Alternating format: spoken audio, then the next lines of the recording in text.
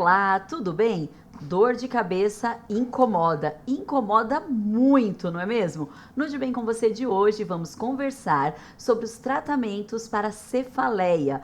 Você sabia que cerca de 30 milhões de pessoas enfrentam dores de cabeça no Brasil? Para ajudar a entender melhor as causas, sintomas e formas de tratamento, eu recebo aqui no estúdio o Dr. Gustavo Carvalho Costa. Tudo bem, Dr. Gustavo? Oi, Gisele, tudo bem? Muito obrigado pelo convite, viu? Nós que agradecemos, muito bom contar com a sua presença aqui. E antes da gente começar esse bate-papo super interessante e muito importante com o Dr. Gustavo, eu não posso deixar de registrar a participação da Ana Furtado, que está aqui, ó, do meu ladinho, nossa intérprete de Libras. Muito obrigada, Ana, é sempre maravilhoso contar com a sua tradução. A Ana me ensinou, eu vou tentar fazer. Assim, né, Ana? Dores de cabeça. Acho que deu certo. Doutor, vamos lá. Para a gente começar, existem, assim, as dores de cabeça acho que são uma das maiores queixas de todas as pessoas, né? Mas quando a gente ouve falar de dor de cabeça, existem tipos diferentes? Perfeito, Gisele. Bom, dor de cabeça é a principal queixa aí, é o arroz com feijão do neurologista, né? Tanto em consultório quanto em ambiente hospitalar, né? Então, de forma geral, a gente pode dividir as dores de cabeça naquele cenário em que a dor de cabeça é uma doença e naquele cenário em que a dor de cabeça é um sintoma. Quais são as principais causas? O que provoca geralmente as dores de cabeça? Bom, então as dores de cabeça, como eu disse, elas podem ser uma doença, né? Então a gente deixa elas um pouquinho guardadas, mas assim, a dor de cabeça também pode ser um sintoma. Então todo mundo já sentiu dor de cabeça, né? Quando a gente está muito cansado, muito estressado, ou quando está doente, uma gripe, ou sinais de alerta aí que a gente precisa ficar um pouquinho atento, como meningite e outras doenças nessa linha. E aí tem aquelas dores de cabeça onde a dor de cabeça de fato é a doença, né? Como enxaqueca, por exemplo, que talvez seja um exemplo melhor para ser dado, entendeu? Sim, sim, nós vamos falar sobre enxaqueca aqui, Claro. mas o tema principal, cefaleia, porque é Perfeito. muito comum, né, a gente escutar essa pronúncia, mas afinal de contas, o que é a cefaleia? Ótimo. Bom, cefaleia é o termo médico para dor de cabeça. Então, qualquer dor do pescoço para cima, a gente vai chamar de dor de cabeça ou cefaleia. Isso não nos ajuda muito, né? Mas é só um termo técnico específico aí para se referir à dor de cabeça. Ah, perfeito, então cefaleia não é uma doença específica, é o nome clínico da dor de cabeça? Perfeito, é isso. Ah, então tá bom, tá explicado, doutor. E quando que a pessoa deve ficar atenta, levantar o sinal de alerta? Quando essas dores são mais frequentes ou elas vêm acompanhadas de algum outro sintoma? Sintomas até que podem ter relação com o nosso sistema nervoso, né, que é uma das suas especialidades. Perfeito. Bom, assim, talvez o que deva chamar um pouquinho de atenção, trazer um alerta e talvez, claro, para a gente procurar um neurologista, um especialista em cuidados com dor de cabeça, é aquela dor de cabeça nova. Todo mundo já teve dor de cabeça, né? E tem pessoas que convivem com dor de cabeça desde a adolescência, principalmente mulheres ali no contexto de enxaqueca depois do início da menstruação, mas qualquer dor de cabeça que aconteça nova, principalmente em pessoas acima de 40, 50 anos, dor de cabeça que se apresentem junto à febre, dor de cabeça onde a pessoa paralisa parte do corpo, ou para de sentir parte do corpo, ou acontece alguma coisa diferente, né? Falei, isso aqui eu nunca vi em ninguém, então esses são sinais de alerta para que a gente corra um pouquinho atrás de dor de cabeça. É porque neurologista é um especialista que geralmente a gente não coloca ali na nossa lista de check-up, né? A gente coloca o clínico geral, no caso das mulheres, ginecologista, enfim.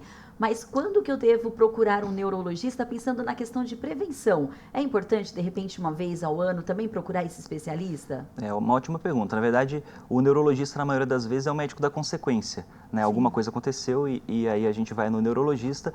Poucas vezes o neurologista é o primeiro médico a ser procurado, inclusive em dores de cabeça, né? É muito comum que os pacientes passem por um oftalmologista no primeiro momento, achando que é uma questão do grau aí, do óculos, e que não é. E aí, no segundo momento, vai para o neurologista, né? Mas no contexto das dores de cabeça, esse é o momento, então, de que o paciente precisa, então, procurar, de fato, o neurologista. E sobre a sua pergunta, né? Se tem alguma prevenção, assim, para dor de cabeça, muito pouco, sabe?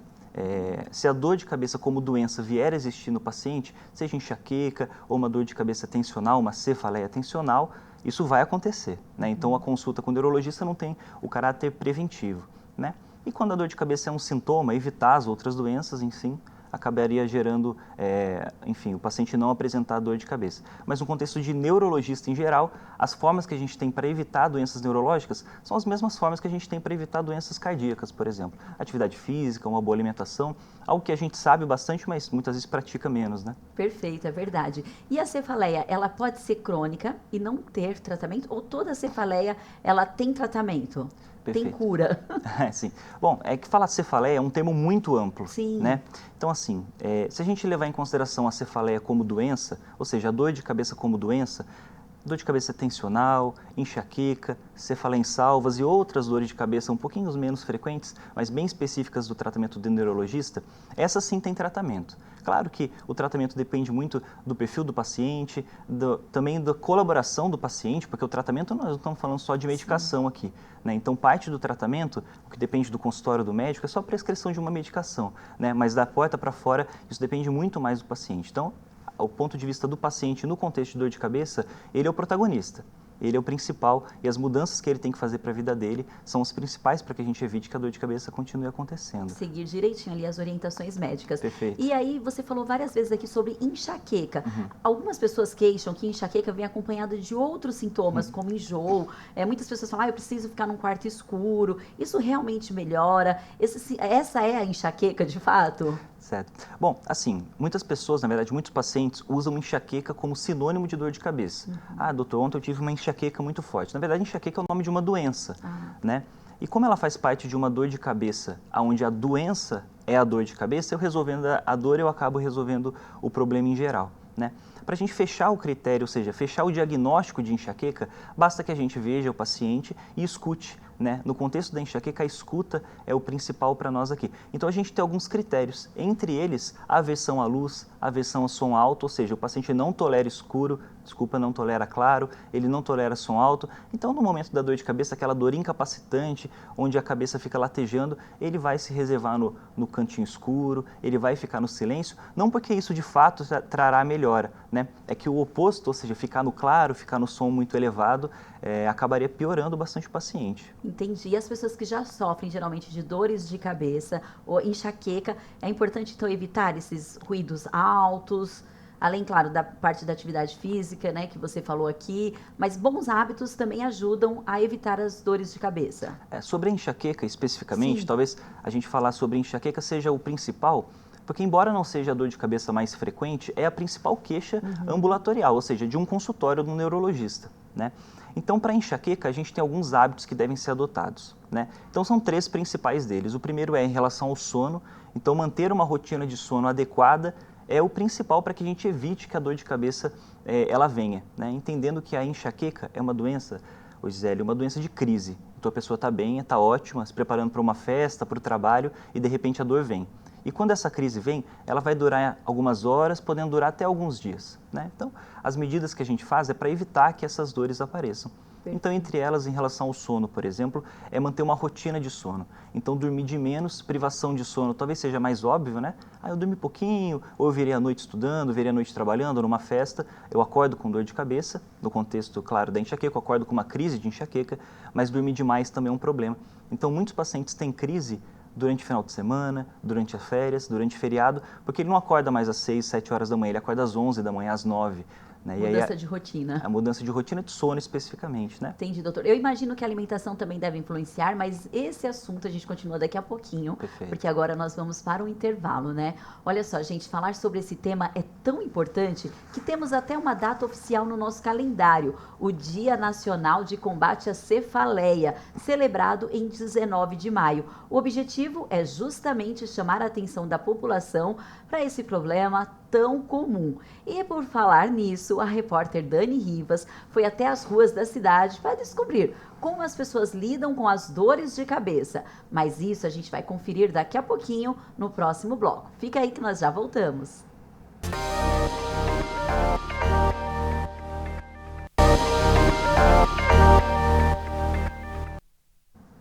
O O De Bem com Você está de volta e no programa de hoje eu converso com o Dr. Gustavo Carvalho Costa sobre dores de cabeça, um incômodo que, olha, atrapalha muito a qualidade de vida. E por falar nisso, a repórter Dani Rivas e o cinegrafista Marcos Alves foram conferir o que a população joseense tem feito para lidar com esse problema. Doutor, vamos conferir?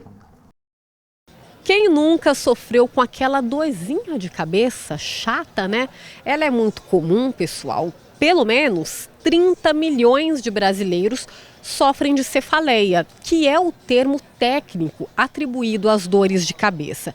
E hoje eu estou aqui no centro de São José dos Campos e eu quero saber das pessoas se elas sofrem deste problema. Você sofre constantemente de dores de cabeça? Ou já teve alguma vez? Sim, eu tenho frequentemente. Tenho bastante dor de cabeça quando eu uso o celular, quando eu costumo ler, né? A luz azul do celular, ela costuma me dar bastante dor de cabeça. Às vezes. Sim, várias vezes, né? Sofro com frequência. E aí, quando te dá dor de cabeça, o que você faz? Você costuma se automedicar ou costuma descansar, mesmo às vezes é falta de descanso? O que você costuma fazer? É o dipirona, 1 grama, e é isso, a gente segue. Não, eu às vezes sei que é falta de um café, que não tomei de manhã. Aí eu tomo um cafezinho e por ali já acabou já. Normalmente a gente toma Dorflex, toma esses remédios mais simples, né? Mas por várias vezes acaba não funcionando assim, né? Se medicar, me medico. Mas se tiver muito forte, eu procuro um médico. Eu tomo medicação. Eu geralmente tomo Doril ou dipirona. Tomo analgésico. Gi, como a gente pôde ver, a maior parte das pessoas já sofreu com este problema ao menos uma vez. E além do desconforto, para quem está ali sentindo a dor de cabeça, a gente tem que pensar num outro ponto, a da saúde pública e também dos prejuízos socioeconômicos causados pelas dores de cabeça e doenças crônicas no geral. Um estudo recente realizado por um instituto alemão em alguns países da América Latina apontou que só no Brasil o prejuízo é de mais de 800 bilhões. É isso mesmo que você ouviu, mais de 800 bilhões de reais. Então, é um assunto que a gente precisa abordar, é um assunto de interesse público e a gente viu que muitas pessoas acabam se automedicando. É claro que não dá para ir no médico todos os dias, mas é importante tentar, pelo menos quando passar numa consulta, questionar, tirar as dúvidas ali com o médico para que o paciente ele acabe não se prejudicando também com a automedicação, não é mesmo? Eu volto para o estúdio com você, Gi. Muito obrigada, Dani. É isso mesmo, né? É uma questão mesmo de saúde pública, né, doutor? Olha só quantas pessoas. E a gente observa na reportagem da Dani, a Dani já é nossa repórter oficial aqui do De Bem com Você, tá sempre com a gente, que as pessoas têm a mania de se automedicarem. A automedicação é um risco, não é? É importante a gente falar sobre isso. Sim, na verdade todo mundo tem uma receitinha de casa, né? Seja uma receita de vó, seja uma receita de mãe ou uma receita própria, né? Em relação a o que eu vou fazer caso eu tenha dor de cabeça. Né? E na maioria das vezes, Gisele, isso não acaba dando muita repercussão, muito problema. Né? Você tem uma dor uma vez, você toma medicação, resolveu a dor sem muito problema. Né? A partir do momento em que essa dor fica muito frequente, que a necessidade do uso dessa medicação de resgate, ou seja, de um analgésico, como a dipirona, por exemplo, que foi sugerida, né, foi citada, aí sim é um risco, não é verdade? Então, assim, nas dores de cabeça, principalmente aquelas que são muito duradouras, que acontecem muitas vezes durante o mês, a automedicação, o uso de medicação sem orientação médica, ela pode gerar alguns riscos, tanto olhando para efeitos colaterais das medicações e também o próprio abuso da medicação. Então, o uso excessivo das medicações analgésicas são um problema na dor de cabeça, porque elas deixam de ser uma solução e passam a ser a causa da dor de cabeça também. Sim, e pode até mascarar uma doença mais grave, né? Sim, exatamente. Quando a gente tem uma dor de cabeça muito frequente, com sinais de alarme, que a gente já citou, já falou um pouquinho aqui antes, e a gente sempre faz uso de uma medicação analgésica, pode ser que a gente eu só me sinto bem com a dipirona, só me sinto bem com a receita de casa e eu não vou procurar o profissional adequado para tentar entender o que está acontecendo e também a melhor opção que não são dentro das que foram citadas aqui. Sim, sim. Teve até uma senhora que falou, a gente começou a falar sobre esse assunto no primeiro bloco, deixamos para o segundo bloco a alimentação com relação às dores de cabeça. E ela falou, eu tomo um cafezinho e já resolve. O café tem esse poder mesmo? O café, a cafeína, ela faz parte de componente de algumas medicações analgésicas, né? Então ela de fato é um analgésico, mas a cafeína, ela é um problema aqui na dor de cabeça, né? Porque ao mesmo tempo que ela melhora a dor de cabeça, o uso excessivo de cafeína, 3, 4 vezes no dia, por exemplo, pode gerar uma dependência da cafeína. E no contexto da dor de cabeça, o paciente ele tem sempre dor de cabeça quando ele não usa o café. Então essa senhora, ela foi precisa, né? Entendi. Eu tomo café de manhã, eu tomo café depois do almoço, eu tomo café à tarde. Se eu ficar um desses períodos sem o café, a cafeína mesmo, né? O café preto, né? Ou algum refrigerante à base de cafeína também, ou o uso de energéticos, por exemplo, ou o uso de mate, tererê, dependendo da região do país, também seria um problema neste contexto. Entendi, então tem que investigar, né? Não mascarar as causas. Doutor, e aí é importante também a gente falar sobre essa vida corrida, agitada, que as pessoas... Está todo mundo correndo o tempo todo. Celular, teve uma moça que citou o tempo todo ali olhando para as telas. Então, isso pode ser... Esses fatores podem contribuir para essa quantidade enorme, né? Quantos brasileiros que sofrem com dores de cabeça? Sim. As dores de cabeça, como eu disse, né, na maioria das vezes são consequências. Então, são consequências dos hábitos que a gente adota na nossa vida. Sim. Né? Assim, com o momento atual de maior velocidade, muitas vezes burnout, de excesso de trabalho, né? E de uma vida mais corrida, onde as pessoas olham muito menos para a saúde, para a atividade física, para hábitos de vida, obviamente as consequências secundárias aí, elas vão aparecer. Então, seja AVC, seja infarto, e nesse contexto também dor de cabeça, natural, né?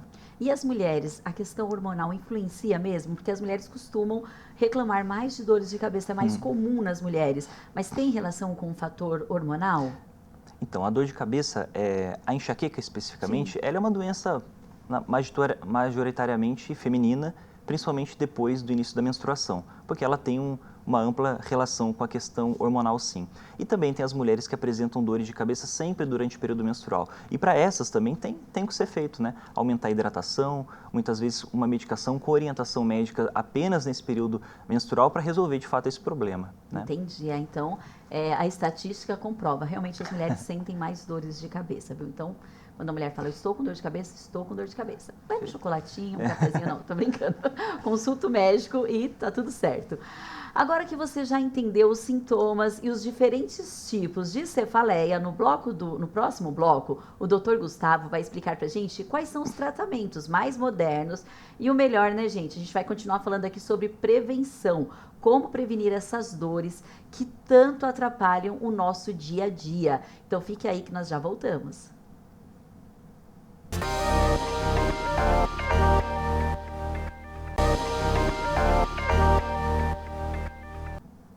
Estamos de volta com o Dr. Gustavo Carvalho Costa para falar sobre os tratamentos mais eficazes para os casos de dor de cabeça e, claro, né, gente, principalmente como prevenir esse incômodo.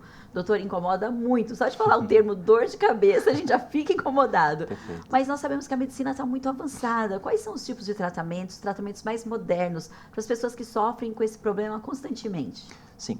Então, para cada tipo de dor de cabeça, a gente tem um tipo de tratamento específico. Para aquelas dores de cabeça onde a dor de cabeça é a doença, seja enxaqueca, a cefaleia tensional, que é a dor de cabeça tensional, dor de cabeça em salvas, neuralgia do trigêmeo, outras dores de cabeça, talvez falando nomes assim técnicos e populares, as pessoas se identifiquem, né? Nós temos terapias específicas para cada um deles, né? E talvez seja o mais importante, Gisele, salientar que muitas vezes em consultório a gente vê aquela senhora, 40, 50, 60 anos, que fala, ó, eu tenho enxaqueca, mas desde a minha adolescência, e eu já tratei lá atrás, mas não resolveu. Né? O importante é salientar que as medicações elas vêm avançando, né? E de uns tempos para cá nós temos terapias, medicações específicas para enxaqueca, por exemplo, algo que não acontecia na adolescência desse perfil de paciente. Né? Então há 30, 40 anos, 20 anos, nós não tínhamos terapias específicas para tratamento de enxaqueca, por exemplo, que é uma causa muito comum de dor de cabeça, mas agora a gente tem. Perfeito, né? Tem que procurar, né, o especialista. Exato. E as medicinas alternativas ajudam também? Porque, não sei, de repente, a acupuntura... Sim. Acupuntura, algumas técnicas de biofeedback, também psicoterapia com terapia cognitivo-comportamental, mas todas essas terapias, yoga, meditação, essas terapias têm como objetivo o relaxamento, né? E principalmente o relaxamento de musculatura cervical, musculatura temporal, que tem uma íntima relação com dor de cabeça, podendo ser causa e também podendo ser o que retroalimenta ali o perfil de dor de cabeça, inclusive no contexto de uma enxaqueca, por exemplo. Entendi, ótimo. Doutor, e crianças também podem sentir dor de cabeça, até um bebezinho, mas muitas vezes a criança ainda não consegue falar. Como que os pais podem, de repente, perceber ali alguns sinais que aquela criança está com uma dor de cabeça para procurar ajuda médica? Olha, Gisele, crianças são faixas etárias muito distintas, né? Então, o bebezinho ele chora mais, ele fica mais irritadiço, o que não ajuda muito, né? Falar que um bebezinho chora, né? E olhando para as crianças, assim, muitas vezes a criança bate a cabeça na parede, a criança fica mais chorosa, né? Mas é importante sempre que a gente, olhando para a criancinha, que a gente consiga compreender aquilo, né? Mas em linhas gerais, toda dor de cabeça que foge um pouco da rotina da família, né? Então aquela criança que ficou o dia inteiro na praia, o dia inteiro no sol e agora está com dor de cabeça, a gente não se assusta muito, né? Mas quando isso foge um pouquinho do padrão, eu vou contar uma história para você, Gisele. Eu tive um problema na minha infância, né? Quando eu tinha 7 anos de idade, eu estava assistindo uma novela, quando eu tive uma dor de cabeça de uma hora para outra. Uma dor de cabeça súbita, como se tivesse desligado o interruptor no meu cérebro, né? Aí essa dor de cabeça se acompanha de alguns vômitos e eu fiquei na minha cama, né? Meus pais me colocaram na cama para dormir. Em repouso, na esperança que você melhorasse, me deram um remedinho e me colocaram na cama. E eu não acordei. Na verdade, eu fiquei muito sonolento, até que eu fui 3 vezes ao pronto atendimento e uma delas lá eu fiquei. Eu fiquei tratando meningite por 7 dias, mas na verdade eu não tinha uma meningite, eu tive um AVC hemorrágico. Criança, com 7 anos de idade. Então, justamente esse seria o assunto agora da nossa conversa, a questão do AVC. Que muitas pessoas acreditam que o AVC, ele só acomete adultos, mas não, pode acometer uma criança também, que foi inclusive o seu caso. Sim, isso poderia acontecer. Claro que AVC é uma doença do idoso, né? Majoritariamente do idoso, mas claro, acontecem aí muitas vezes na população pediátrica, nas crianças, né? Nos adolescentes, naquele adulto médio, 30, 40 anos, isso pode acontecer, claro, né? Mas o importante é que AVC, principalmente aquele isquêmico, aquele AVC que entope a artéria e parte do cérebro morre, em geral ele não dá dor de cabeça. Em geral os sintomas eles são negativos, ou seja, a pessoa para de sentir, para de mexer, para de enxergar, né? Aquele AVC que dá dor de cabeça são principalmente os hemorrágicos, quando sangra a cabeça, que é o que eu tive. Entendi. Então tem que ficar atento a esses sintomas. Uma dor de cabeça muito... É o que eu já ia perguntar justamente. A questão do AVC, que todas as pessoas que um dia tiveram AVC, geralmente eles reclamam que a dor de cabeça vem primeiro. Mas também não dá para ficar assustado e sair qualquer dor de cabeça achando que vai ser um AVC, não é nada disso, né, doutor? Sim. É diferente a dor de cabeça quando ela vem acompanhada de um acidente vascular como esse? Sim, Gisele. Eu acho que é aquela história de quando a gente lava o carro, chove, sabe? A gente só atribui, aquela vez que eu tive AVC, eu tinha tido dor de cabeça na manhã. Isso pode ser só uma casualidade, né? Mas principalmente assim, então, se a gente pensar no AVC, AVC é um daqueles sintomas onde para de mexer parte do corpo, para de enxergar, para de sentir parte do corpo, que era um sinal de alerta que eu citei em relação à dor de cabeça. Uma dor de cabeça que acomete pessoas principalmente a partir dos 40, 50 anos, que a pessoa não tinha dor de cabeça antes, uma dor de cabeça que vem de uma hora para outra, como o exemplo que eu acabei de dar, uma dor de cabeça que se acompanha com paralisia de alguma parte do corpo, dor de cabeça que se acompanha com febre, onde meningite é um grande sinal de alerta para nós. Então, são os sinais de alerta, independentemente da faixa etária. Tá certo, doutor, é bom ficar atento, né, a todos esses sintomas. Exato. Bom, eu acho que para a gente concluir o nosso programa é importante a gente reforçar as dicas de prevenção, qualidade de vida. Esse é o foco do De Bem Com Você, falar sobre saúde, qualidade de vida e bem-estar. Então, você já falou da questão de dormir bem, se alimentar bem e praticar atividades físicas. Doutor, para a gente encerrar, eu gostaria que você complementasse aí essas dicas para as pessoas que estão assistindo a gente. Claro, bom, então assim, em linhas gerais, o tratamento da prevenção de algumas dores de cabeça, especificamente da enxaqueca, que são as pessoas que mais sofrem, nós temos um pilar aqui com 3 componentes. O primeiro deles é o sono, que eu já citei, a atividade física e a importância da atividade física aqui. Atividade física aeróbica, então corrida, natação, dança, luta, crossfit, enfim. Aqui não funcionaria a musculação e nem o pilates, né? e também em relação à importância da alimentação. E aqui a gente tem preferência para algumas alimentações. E se você aí tem dor de cabeça, principalmente enxaqueca, a importância do diário da dor de cabeça. Anotar todas as vezes que tem dor de cabeça e tentar identificar algum possível potencial alimento gatilho. Então, na dor de cabeça, na enxaqueca, não é ideal que a gente tire todos os alimentos, porque isso poderia acarretar aí numa desnutrição, uma falta de alguma vitamina, não faz sentido a gente não comer e fazer reposição vitamínica. Então, é importante que a gente olhe principalmente para qual alimento pode ser que esteja causando uma crise de enxaqueca, e aí sim esse alimento a gente tira, e essa é a importância então do diário da enxaqueca. Perfeito, doutor. Muito obrigada. Dicas valiosíssimas. Muito obrigada pela sua participação. Muito obrigado, Gisele. E obrigada também você que ficou aqui com a gente, acompanhou esse bate-papo super esclarecedor. E você também que gostaria aí de rever o nosso programa ou toda a nossa programação da TV Câmara, é só acessar o nosso canal do YouTube. Aproveita também, já segue a gente aí por meio das nossas redes sociais. O endereço é fácil, hein? @TV Câmara SJC. Eu encontro você no próximo programa. Até mais!